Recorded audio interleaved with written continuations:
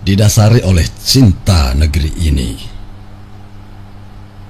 dan terketuk oleh puisi Rahma Sarita yang berjudulkan Negeri Para Bajingan. Maka saya juga membuat puisi berdasarkan fiksi, seperti halnya puisi Rahma Sarita. Jadi kalau ada kesamaan nama dan peristiwa, itu hanyalah kebetulan belaka. Karena hal ini bisa terjadi di mana saja, pada siapa saja, dan di negara manapun juga. Puisi ini berjudulkan Kisah Imigran Bajingan. Oh, kisah imigran bajingan. Inilah cerita tentang imigran bajingan. Bermodalkan nasab ilegal hanya untuk mencari cuan,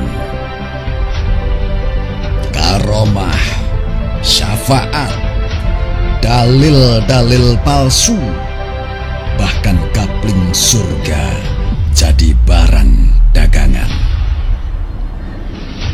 Nasab bisa dapat potongan, harga tergantung orderan, status keturunan tergantung pesanan. Pokoknya semua tergantung kepentingan. Jangan tanya kebenaran, karena imigran punya sejuta mimpi. Mimpi yang bisa dijadikan alibi sekaligus dijadikan bukti. Begitulah imigran bajingan. Jangan tantang tes DNA, karena bajingan sudah jadi mentalnya. Banci sudah jadi identitasnya. Si pengorek makanan berlagak sok pahlawan. Banyak yang gila atau lupa ingatan, di mana si bajingan banyak yang mengaku sebagai tuan. Inilah kisah imigran bajingan yang modalnya hanyalah kebohongan.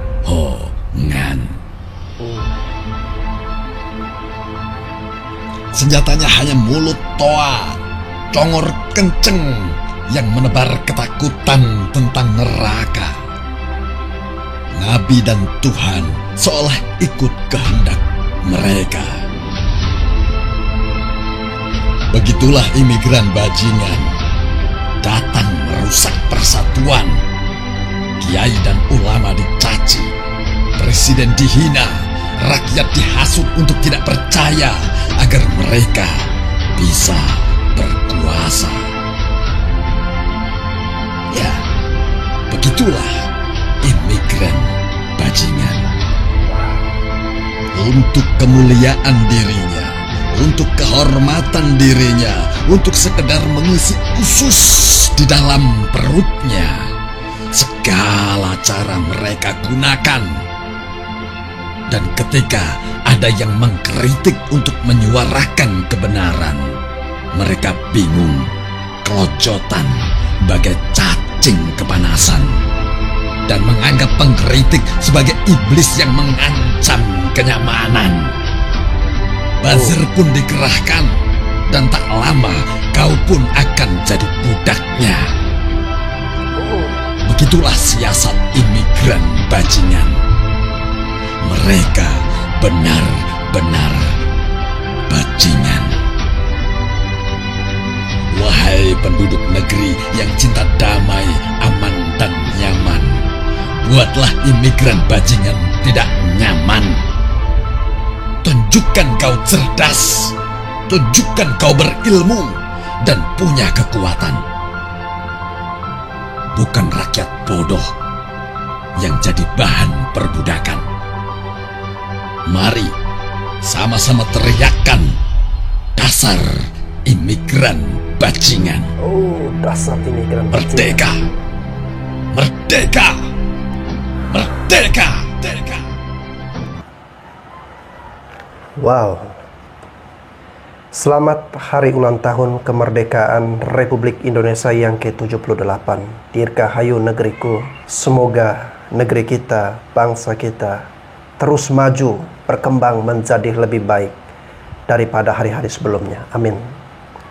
Guys, rupanya puisi dari Rahma Sarita yang berjudul Negeri Para Bajingan itu mencuri banyak perhatian publik, guys, ya, sehingga puisinya menjadi viral di mana-mana, ya. Lalu kemudian bermuncul juga, guys, ya, banyak reaksi-reaksi terhadap puisi tersebut, ya. Sampai-sampai ada yang membuat puisi tandingan dan salah satunya adalah Bapak yang dalam video yang saya reaksi ini, guys. Ya, saya sangat salut dengan puisi dari Bapak ini. Semoga kita semua terus melindungi, membentengi bangsa dan negara kita ini dari oknum-oknum orang-orang yang ingin merusak, orang-orang yang ingin menghancurkan persatuan kita, ya. Tetap kokoh, tetap jaga persatuan dan kesatuan NKRI. Oke, guys, mari saya mengajak kita semua untuk sama-sama mendengarkan komentar dari netizen, ya. Kali ini kita masih fokus ke puisi Mbak Rahma Sarita. Dan inilah komentar dari netizen yang akan saya sajikan kepada teman-teman semuanya berikut ini. Assalamualaikum warahmatullahi wabarakatuh. Nina, betapa bahagianya kita hidup di Indonesia ini. Adem ayem tentrem. Namun ada beberapa orang yang sengaja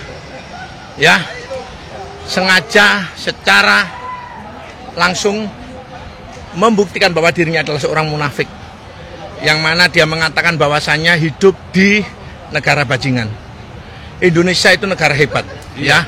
Saya lahir hidup di Indonesia, anak saya lahir hidup di Indonesia. Banyak ulama, banyak orang-orang hebat lahir di Indonesia. Indonesia negara damai, namun kok bisanya ada orang yang mengatakan bahwasanya hidup di negara Indonesia yang bajingan. Kalau memang Anda munafik, kalau memang Anda mengatakan bahwasanya negara Indonesia negara bajingan, Anda keluar dari Indonesia. Munafik sekali Anda, ya. Bayangkan ini.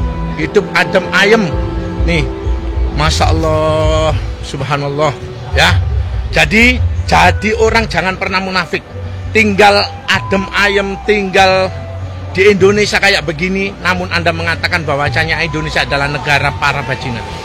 Masya Allah, ingatlah bahwasanya kita tidak akan pernah merasakan kebahagiaan kalau kita tidak bersyukur hidup di Indonesia. Saya asli orang Indonesia, ya. Saya juga Indonesia. Jadi jangan pernah mengatakan Indonesia adalah negara bajingan. Indonesia negara hebat. Allahu Akbar. Merdeka. Puji Tuhan, terima kasih, syukur, alhamdulillah.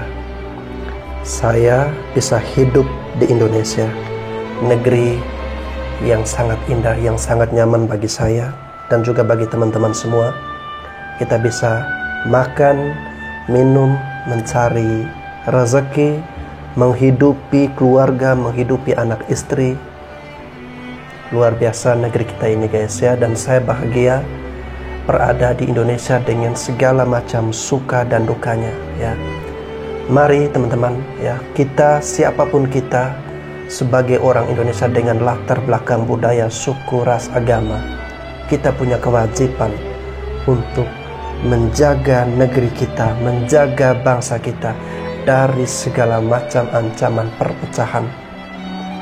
Karena saya dan teman-teman tentu sangat bersyukur, sangat berterima kasih kepada Tuhan yang sudah memberikan kita banyak kenikmatan, banyak kebahagiaan hidup di Indonesia, negara tercinta, negara tumpah darah kita. Di mana bumi dipijak, di situ langit dijunjung. Siapapun presidennya nanti, siapapun pemimpinnya nanti, jangan pernah membenci negaramu. Karena kita bisa hidup bahagia, kita bisa bernapas dan kita bisa merasakan namanya kedamaian hanya di Indonesia. Jangan biarkan orang-orang yang jadi provokator gara-gara beda pilihan merusak NKRI. Semangat itu! Semangat! SIP 52 Satya Prabu. Kali merdeka, tetap merdeka. Maju! Mantap! Sekali merdeka, tetap merdeka. Salam NKRI. Saya baru aja lihat sebuah video puisi, lebih tepatnya dengan judul Negeri Para Bajingan, karya Rahma Sarita. Jujur gue nonton itu nggak ada perasaan marah ya, sama sekali enggak. Yang ada gue pengen ketawa. Buat gue itu hanya sebuah dagelan. Dan lebih tepatnya sih gue lebih ke rasa iba ya. Iba banget deh. Kenapa? Ya itulah kaum sakit hati yang gak pernah bisa move on. Jadi seperti ini kelakuannya. Iya dong. Setelah gue cari tahu siapa sih sosok Rahma Sarita, ya dong, ternyata dari sisi pendidikan dia memiliki jenjang pendidikan yang cukup baik. Dia cerdas. Dari sisi physically dia cukup cantik. Dari secara berpakaian dia sangat sopan dan elegan. Tapi sayang satu hal yang dia lupa. Ternyata dia krisis moral dan miskin akhlak. Kenapa Miskin saya katakan akhlak. itu? Iya, ketika dia membuat puisi tersebut, dia tidak berpikir sama sekali. Dia makan, dia tidur, dia mencari nafkah, dia hidup, bahkan dia BAB pun di tanah Ibu Pertiwi, di Betul. tanah Indonesia. Dan dia pun pastinya menikmati hasil dari pemerintahan yang sekarang. Terus dia buat puisi seperti itu. Kan kasihan banget ya. Jadi buat teman-teman sih ngedengar puisi tersebut nggak perlu marah. Tapi orang-orang seperti itu harus kita kasihani. Harus kita kasihani, kalau perlu kita bawa berobat. Mungkin secara psikis dia lagi terganggu. Jadi seperti Betul. itu kelakuannya. Kasihan ya Anda Rahma Sarita. Cantik, pendidikan oke, cara berpakaian sangat sopan, tapi ternyata Anda krisis moral. Krisis moral. Miris ya. Miris banget. Saya sebagai perempuan, seharusnya saya bangga dengan Anda, dengan kelebihan-kelebihan yang Anda miliki. Tapi ternyata Anda seperti ini. Segini doang kemampuan Anda, hanya bisa menghina pemerintahan. Kenapa? Anda nggak dapat kue, atau Anda yang Anda inginkan dari pemerintahan ini nggak Anda miliki. Jadi seperti ini kelakuan Anda. Nggak apa-apa kok Rahma Sarita. Semoga Anda diberikan hidayah ya, dan dipanjangkan umur, jadi diberi kesempatan untuk bertobat. Jangan hanya bisa mencaci maki, menghina, menzolimi, tapi silahkan Anda introspeksi diri Anda. Oke? Salam NKRI. Mantap Mbak Novi ya. Oke, saya juga setuju dengan netizen yang sebelumnya tadi yang mengatakan ya hanya orang-orang munafik yang tidak tahu bersyukur hidup di Indonesia, sudah makan, minum, mencari uang di sini ya, bahkan BAB punya di sini seperti kata Mbak Novi ini. Tetapi Anda seperti orang munafik yang mengkhianati, mengingkari kebaikan-kebaikan negeri ini untuk Anda ya. Hanya karena berbeda pilihan, berbeda pandangan ya, hanya karena Anda menginginkan capres tertentu untuk diangkat menjadi presiden, lalu Anda menjustifikasi negeri ini seolah-olah negeri ini jelek sekali, buruk sekali ya, kotor sekali. Kalau memang negeri ini sudah dianggap buruk, kotor, penuh dengan para bajingan ya, silakan Anda angkat kaki Anda pergi dari Indonesia ya, keluar dari negara ini ya. Mungkin di negara lain, di negara luar sana, Anda bisa merasakan hidup yang lebih damai, aman, bahagia, nggak ada para bajingan ya. Silakan Anda ke Yaman atau ke Arab ya, atau ke Afghanistan ya, ataukah ke Suriah, Libanon ya. Mungkin di sana negara-negara yang bisa memberikan Anda kedamaian, kenyamanan, kebahagiaan. Silakan Anda tinggal di negara-negara itu atau negara manapun ya.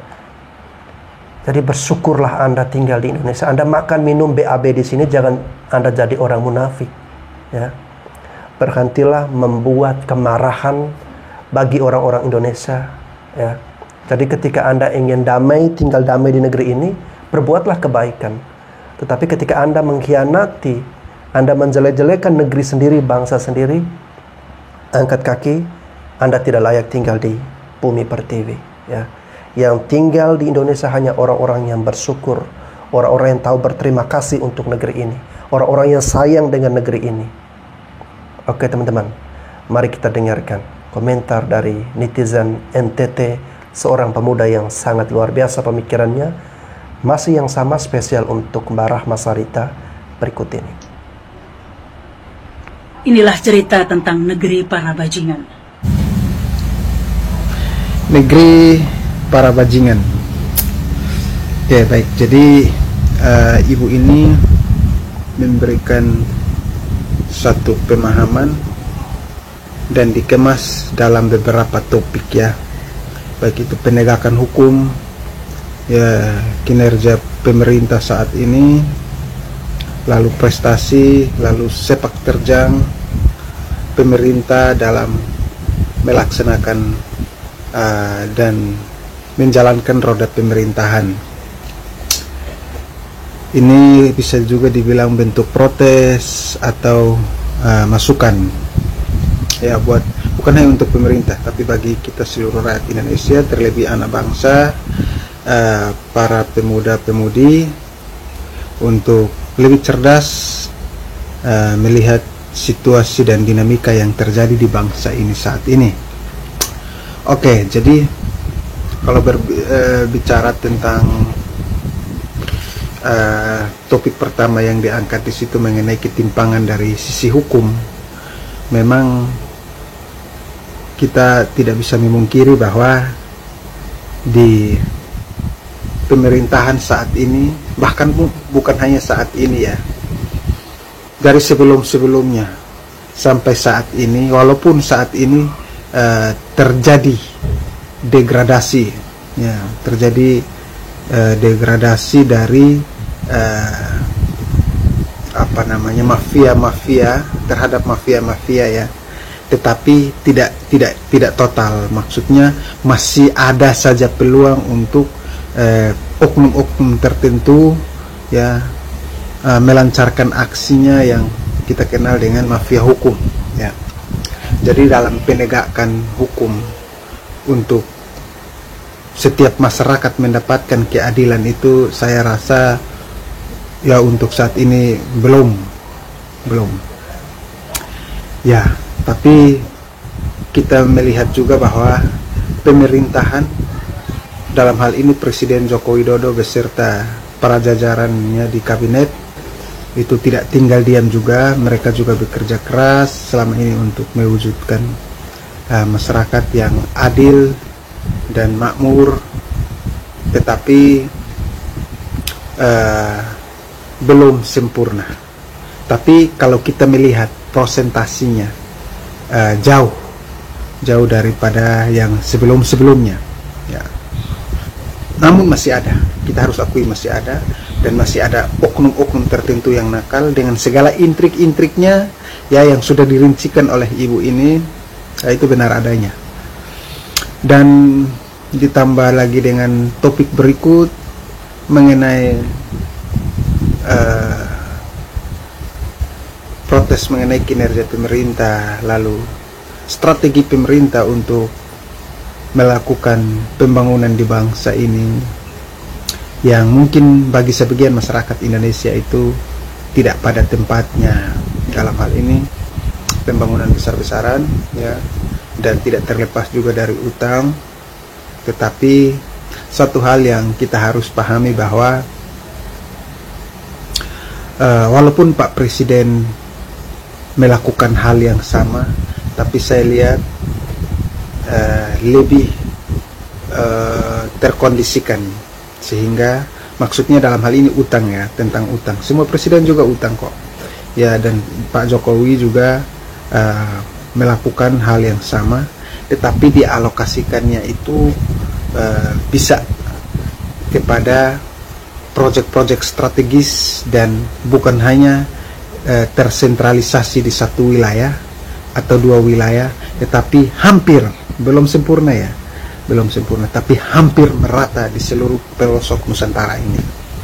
Dalam hal ini Negara Kesatuan Republik Indonesia ya, saudara-saudara kita dari Sabang sampai Merauke ya, dari Myanmar sampai Pulau Rote, apalagi ya teman-teman di Rote itu sudah ada bandara loh. Nah, saudara-saudara kita di Pulau Rote itu sudah ada bandara, di Flores juga sudah ada bandara, di Sabu sudah ada bandara. Itu luar biasa. Jadi kalau kita hanya berteriak utang lalu kita tidak tahu pengalokasiannya kemana, kan terkesan kayak pemerintah ini zolim sekali. Tetapi begitu kita identifikasi pengalokasiannya kemana saja, untuk apa saja, kita bakal, oh iya ya, walaupun kita ngutang ya, tetapi itu pengalokasiannya itu semua anak bangsa bisa merasakan itu dan akan berdampak untuk 5-10 tahun ke depan yang akan datang. Kalau kita mau melihat hasilnya langsung hari ini, belum bisa, tetapi sudah ada, namun belum maksimal. Ya, hasil dari ngutang kita bangun apa-apa saja, apa yang kita kembangkan, ya, sektor-sektor terpenting apa saja yang di-develop oleh pemerintah itu sudah mulai menghasilkan. Nah, jadi dari sisi pemerataan pembangunan juga itu kita lihat cukup signifikan, dan untuk proyek-proyek strategis terkait dengan investasi itu juga sudah mulai menghasilkan. Namun ini kan cuma 10 tahun, 2 periode.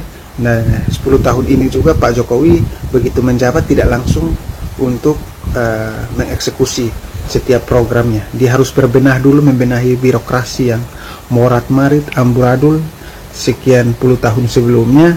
Nah, setelah itu baru masuk ke tahap pembangunan, dan saat ini belum maksimal untuk kita rasakan. Tapi kita sudah berada pada track yang benar. Tinggal bagaimana kita tidak saling menggonggong, ya. Kita satukan persepsi, kita satukan tekad untuk kita membawa Indonesia ini menjadi negara maju, ya, yang makmur. Karena dari sisi sumber daya alam kita sangat kaya. Hampir di setiap daerah dari Sabang sampai Merauke tidak ada daerah yang miskin sebenarnya secara sumber daya alam, ya, semua punya. Nah, kalau kita semua bersatu dan memaksimalkan potensi sumber daya alam yang kita miliki, maka bonus demografi yang kita dapat sampai 2045 itu kita bisa mewujudkan Indonesia yang selama ini kita impikan menjadi negara maju, itu akan terwujud, ya. Ya, terlepas dari kurang dan lebihnya pemerintah saat ini, belum sempurna, itu manusiawi, ya, karena kita terdiri dari 17.000 pulau dengan wilayah dan topografi kita Indonesia itu yang berpulau-pulau. Ini menjadi tugas yang cukup berat untuk para pemimpin kita, siapapun itu ke depan harus memikirkan ini, bagaimana bisa merangkul itu sehingga setiap kebijakan mengakomodir kepentingan kita semua dari ujung barat sampai ke ujung timur, ya, dari selatan sampai ke utara, sehingga tidak terjadinya kecemburuan sosial atau ketersinggungan, sehingga tidak adanya aksi-aksi yang mengganggu roda pemerintahan yang dijalankan oleh pemerintah yang nanti kita pilih. Dan terlebih saat ini, kalau bisa kita jangan membuat hal-hal yang mengganggu konsentrasi pemerintah untuk menjalankan setiap program yang sudah mulai direalisasikan, ya, kira-kira seperti itu. Dan terkait dengan beberapa narasi tentang oligarki, tentang dinasti, saya rasa itu mungkin kita offside, ya, karena konstitusi kita juga menjamin, ya, setiap warga negara untuk bisa turut berpartisipasi dalam setiap pesta demokrasi yang diselenggarakan di bangsa ini. Jadi kita harus perspektif juga untuk memberikan penilaian, tanggapan terhadap setiap tindakan, ya, sehingga tidak menimbulkan polemik yang membuat persatuan kita menjadi retak. Kira-kira seperti itu, teman-teman. Jadi lebih bijaksanalah kita. Ya, saya sepakat dengan ibu ini ada beberapa poin, ya, karena memang itu realita hari ini yang kita lihat, kita temui. Tetapi ada beberapa hal juga yang mohon maaf itu ibu terlalu offside, ya, terlalu mungkin sepihak ya kalau bilang saya menilainya. Menurut penilaian saya, mungkin penilaian ibu seperti apa dan teman-teman yang lain seperti apa, sampaikan di kolom komentar. Thank you, salam merdeka. Oke, luar biasa ya opini dari salah satu pemuda NTT yang bisa menyampaikan pemikiran-pemikiran kritis dan berimbang, guys ya. Nah, di sebelumnya saya sudah pernah mengatakan bahwa Pak Jokowi ini sudah meletakkan dasar pondasi yang sangat bagus bagi bangsa dan negara kita ya. Tinggal yang menjadi pekerjaan selanjutnya adalah pemimpin berikut. Pak Jokowi sudah selesai dengan 10 tahun, nanti pemimpin berikut dialah yang harus meneruskan untuk membangun tembok-temboknya ya. Pondasi yang sudah dibikin tinggal ditembokin lagi. Nanti kalau temboknya udah naik, dia harus membangun atapnya untuk menjadi satu kesatuan yang sempurna ya. Oleh karena itu kita membutuhkan keberlanjutan ya, meneruskan proses pembangunan yang sudah dilakukan, ditanam oleh Pak Jokowi yang kita istilahkan sebagai pondasi pembangunan ya. Akan tetapi ya, kita akan mundur 2-3 langkah bahkan 10 langkah ke belakang kalau pemimpin berikut dia mengubah lagi kebijakan ya, dia atur lagi yang baru, sehingga proyek-proyek yang ada sekarang kalau tidak dilanjutkan jadinya ya mangkrak, jadinya jalan di tempat, tidak dilanjutkan. Oleh karena itu sayang sekali guys ya, kita membutuhkan pemimpin-pemimpin yang meneruskan tongkat estafet dari Pak Jokowi. Hati-hati, ada capres yang menginginkan perubahan ya. Nah, ini perlu kita waspadai agar jangan sampai proyek-proyek dari Pak Jokowi ini nanti seperti proyek Pak SBY ya, mangkrak ya. Kita dukung ya dengan cara kita memilih, kita mempercayai bangsa dan negara kita ini ke tangan orang-orang yang tepat guys ya, orang-orang yang bisa membawa bangsa dan negara kita ini terbang melejit lebih cepat ya, lebih maju. Oke teman-teman, terima kasih sudah menyimak video ini. Tetap nantikan video-video di konten-konten selanjutnya. Saya Bastian Sebo, sampai jumpa lagi.